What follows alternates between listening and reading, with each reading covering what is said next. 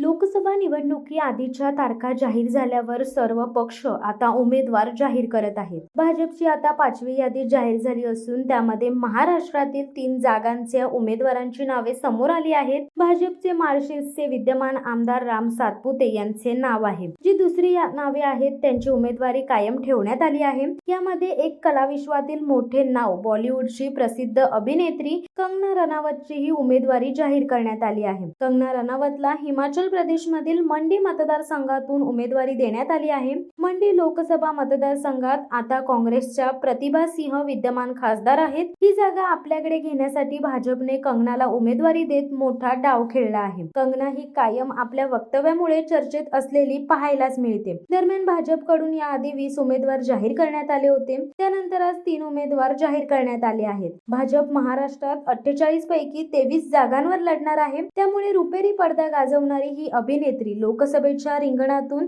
जनतेच्या मनात पोहोचणार का हे पाहणे आता तितकेच महत्त्वाचे ठरणार आहे। शिवसत्ता टाइम्स न्यूज ब्युरो, खारघर।